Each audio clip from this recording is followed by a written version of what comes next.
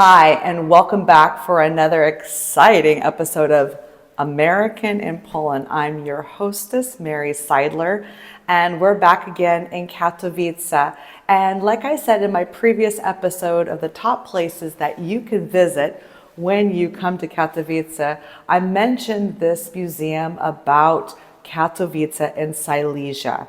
It's a little bit different than the first museum that we saw in the previous episode. This one is really about the history of the city, and we will be joined today by Dr. Ania. And she works here and she's going to guide us through, and is giving us such an amazing perspective of how Katowice started off as some little village and very unique geopolitical situation to what it is today. So let's go up here and we're going to meet up with her right now. Okay, let me explain something. First, we're going to see a permanent exhibition on one level of this building, and then we're going to go to another permanent exhibition which showcases Katowice's history, which spans hundreds of years with incredible interactive exhibits. One quick note is that this building where the museum is located happens to be one of Katowice's historic middle-class tenement buildings. These buildings usually had a business on the lower level, and the upper levels contained beautiful apartments for the middle class and bourgeoisie. Before we get started on our official tour, I want to take a moment and talk about why Upper Silesia in Katowice is so unique compared to other parts of Poland. Even though Poland has been around for 1,000 years, Silesia was outside the borders of the Polish-Lithuanian Commonwealth. Since the 14th century, it was a part of the Bohemian crown, and later it fell under the Habsburg rule. It was in the 18th century that it was annexed by the Prussian Empire. So Upper Silesia wasn't subjected to the partitions of Poland. It had a different set of circumstances which unfolded independently from the partitions carried out by Russia, Austria, and Prussia. Under the Prussians, the Upper Silesian region, specifically Katowice, was given over to industrialization. This transformed Katowice from a rural village into a thriving industrial powerhouse. It was King Wilhelm I of Prussia who granted Katowice its charter to become a formal city in 1865, though the city would be incorporated into Poland in 1922 after a series of uprisings. Something cool to know is that Katowice and Upper Silesia has a really unique culture due to its history. You can even find people who speak the Silesian dialect, plus other languages besides Polish. The architecture in Katowice specifically is different also due to its history. And finally, the food culture is so unique to this region. And we have a very special guest with us. This is Ania. Thank you very much. And she's going to be our guide. And she's going to help us walk around this place. And you are going to so want to come here and come to Katowice. So are we ready to see our very beginnings of the museum? Yes, enjoy. Right, let's go. Welcome at the Museum of History of Katowice. You can visit us in every moment when you are a guest at Katowice city and see beautiful tenement house with furniture from the start of the first century, with pieces of art, with sculpture, and you can feel like in the start of the 20th century. We're entering the drawing room of a wealthy family, and it immediately sets the tone to impress guests. The collection of beautiful Victorian and Edwardian era furniture includes a polyphon and a gorgeous plant holder made of wood, a prized possession of this exhibition.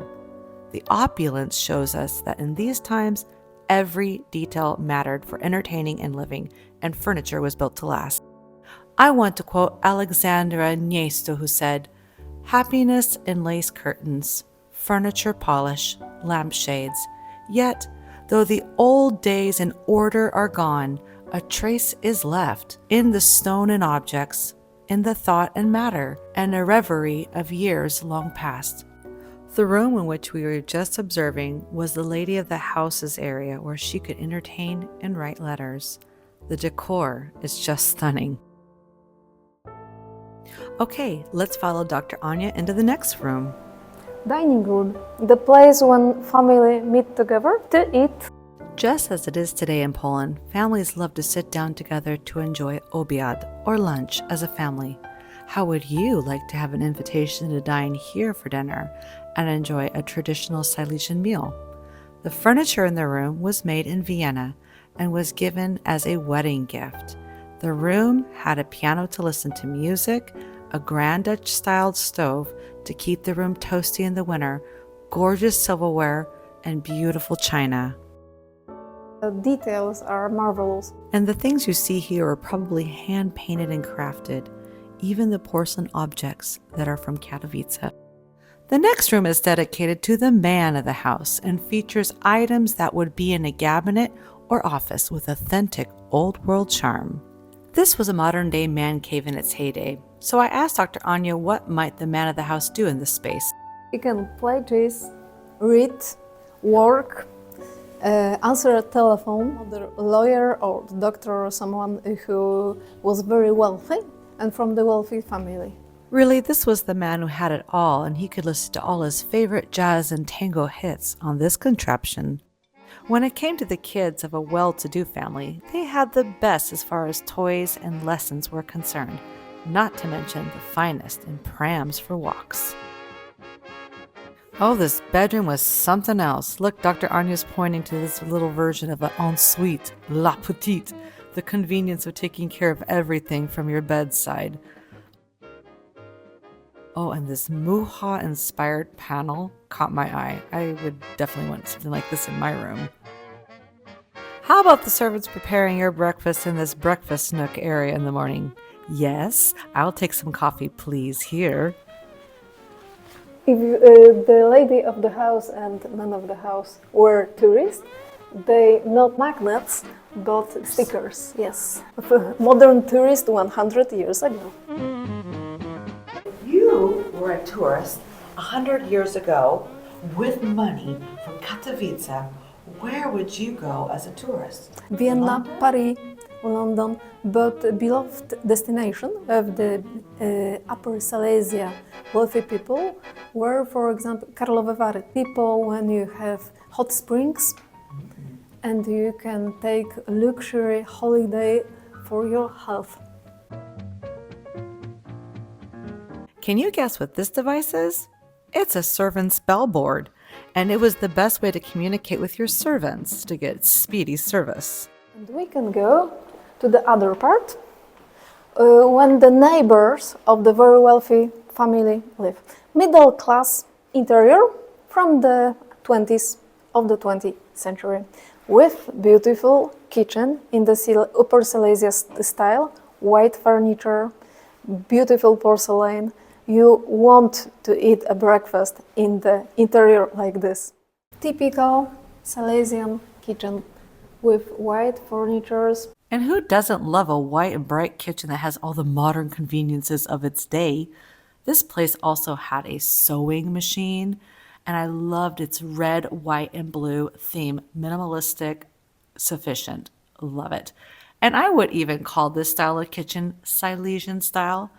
I just have a question. Would anybody be willing to decorate their kitchen in Silesian style? So let's leave the kitchen and check out the parlor in this middle-class flat.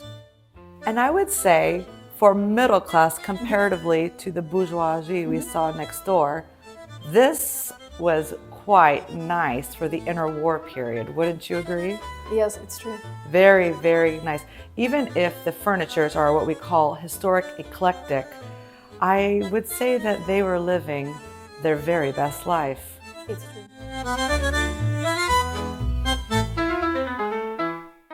Even though radio and theater are popular forms of entertainment, nothing beat listening to friends and family play the piano live in your salon. So this was very popular for the ladies of the house and their daughters. Though the man of the house, what did he enjoy to do? And he can drink, smoke, and listen to the radio. Though the thing they enjoyed the most was sitting together eating sernik, Polish cheesecake, and drinking coffee. Some things in this world Never never change. Let's take a look at a middle-class bedroom, which wasn't so swanky as their neighbors, but really had everything they needed. A wardrobe, decorations, a beautiful lounge chair, place to wash up and rest up. and their pram was so adorable. I bet they were the toast of the afternoon stroll. Well, that was just so incredible to see two different kinds of living. You had upper class and middle class. See that basically they enjoyed the same kind of things, and the furnishings were both different. You could totally tell, but middle class wasn't that bad. Okay, there's a lot more to see, but in reality, we've got to go upstairs to the next permanent exhibition. We have a lot of history to cover in a short amount of time. Exhibition about history of the Katowice city. From start, from what archaeological team find on the site to modern city of the music in the end of the 20th century. You can have all the knowledge about city history. You can find this in one exhibition in one place. Here, we're taken back hundreds of years to the roots and founding of the city. You'll find artifacts like necklaces and spearheads, but the most important thing that you'll see are these original documents that are on display. You can find historical documents about start of the settlement in Katowice. Nowadays it's Katowice, but then it was Bogucice, small village mentioned in the historical sources.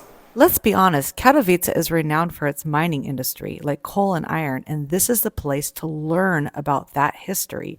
The industry goes way, way back, and their interactive displays are available in English for you to learn more. Our apologies in advance, but we're not going to show every detail of the exhibition. You'll just have to come here yourself and explore all the amazing artifacts and info. Instead, we're speeding things up and showcasing the room that details how Katowice gained city rights during the Prussian Empire era.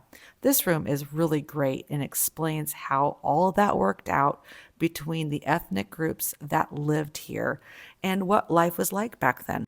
I feel the museum does a good job of explaining what life was like for the Jewish population of Katowice. On display is a beautiful Torah and some articles that have survived World War II. Dr. Ania did mention that the menorah of the Katowice Great Synagogue is located in the LA City Hall and is used for Hanukkah. Let's listen to Dr. Ania share about the 1884 Zionist conference that took place in Katowice.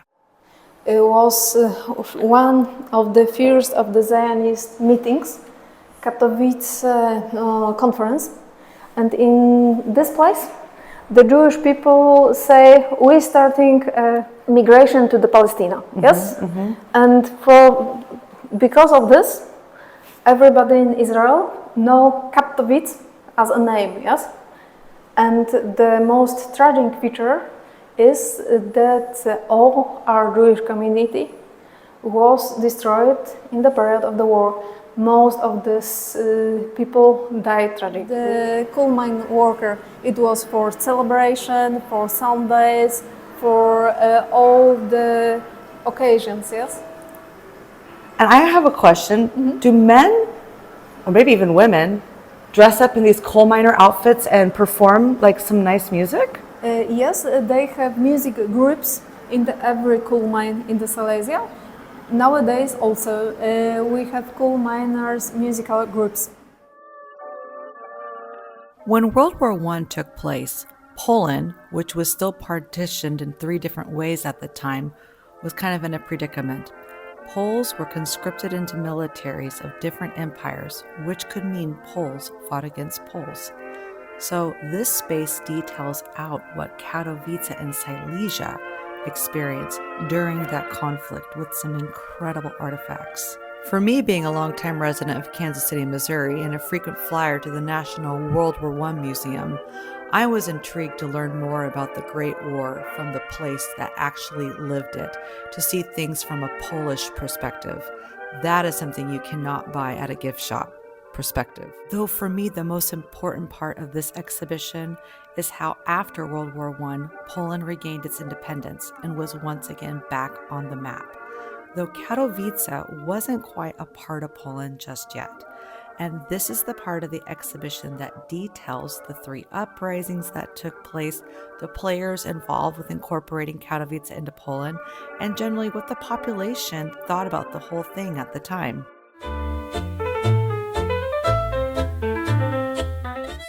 Now the museum takes us through the short-lived interwar period of Poland, where Katowice is now Katowice, a city within the Polish nation. Katowice became one of the richest cities in Poland during this time, and it was the capital of the Silesian voivodeship. Katowice was also a place of culture and arts, where famous artists like Stanisław Szukowski, a sculptor and painter, had an art exhibition in Katowice. His distinct Art Deco style was very popular in his time. Katowice was not just a mining town, but a place that produced all sorts of goods. Products of the Katowice factories, they done luxury products. So you guys didn't just make, No, they coal made or iron. They done, for example, microscopes, fantastic porcelain. Which I know today you can get beautiful porcelain services Yes, from Katowice. from Katowice.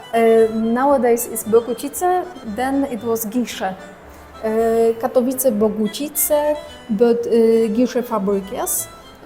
Nowadays it's also possible to go there. It's a beautiful place to see and to go there with a camera. This is all so interesting, but we must press on towards the next part of the exhibition, the events of September of 1939 and the invasion of Germany to Poland. Poland was also a victim of the Nazi politics, but for example you can find in the historical sources Polish concentration camp. No, there were German concentration camp made on our soil, made to kill our own people. My grandfather died in Auschwitz, and he died with Jewish people, with Romani, gypsy people, and he was Like a normal man. Yes. Do you know why your grandfather, may I ask, was put there? Gun in his house, simply.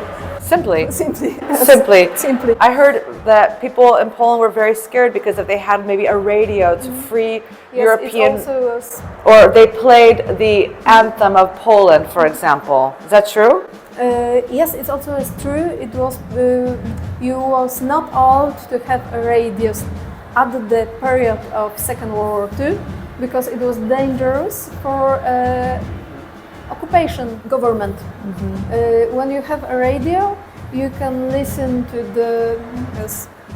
And after the war, some people in Poland listened to their Liberty radio, made by United States for the Eastern Bloc. Yes, and it was popular in the communist period to listen to the American radio made for free thinkers in the Soviet bloc.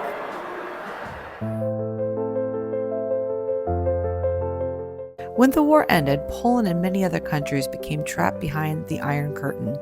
Poland was taken over by the Soviet Union and was known as Polska Rzeczpospolita Ludowa, the Polish People's Republic, or PRL, as is known commonly. Switching from the German Nazis to the Russian Soviets was very strenuous for the Poles, and they just longed to be free. The section of the exhibit is very vital for teaching us what life was like in those times, especially in Katowice. Of course, here we can see the creation of the famous Spodek, which was the largest event center in Poland at its time. Also, you can hear the stories of those who participated in the Solidarity movement that swept through the country and would eventually help bring down communism in the Eastern Bloc. Well, that's a wrap. We at American Poland would like to give a big thank you to Dr. Ania, who had to go back to her desk, and to her director and staff members for allowing us to come along with her and learn about the incredible history of Katowice. Okay, you guys. I hope that you make your way here to Katowice to visit all those places that I showed you in my previous film. And also, I would say you just need about an hour or two. But if you have the time to really invest in learning about Katowice, about Silesia, don't miss this museum. They have made it so accessible for people. They have guides that can do several different languages.